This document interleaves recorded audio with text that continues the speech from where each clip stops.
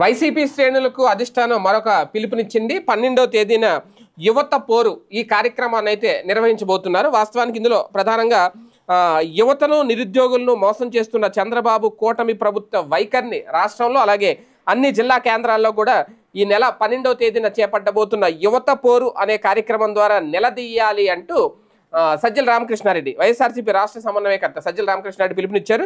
యువత పోరు పార్టీ ఆవిర్భావ దినోత్సవాలపై ఆయన తాడేపల్లిలోని కేంద్ర కార్యాలయం నుంచి ఒక వీడియో కాన్ఫరెన్స్ అయితే నిర్వహించారు.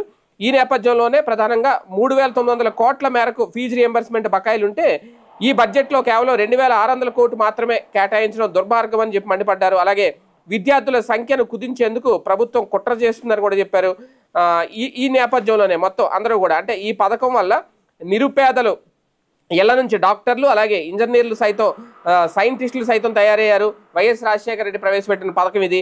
2014-19 మధ్య చంద్రబాబు సర్కార్ ఈ పథకాన్ని నిర్వీర్యం చేసింది. 2019లో జగన్ ప్రభుత్వం వచ్చాక విద్యార్థులందరికీ మేలు జరిగింది. ఇప్పుడు మళ్ళీ కూటమి ప్రభుత్వం ఈ పథకాన్ని నీరుగార్చేందుకు ప్రయత్నిస్తుంది.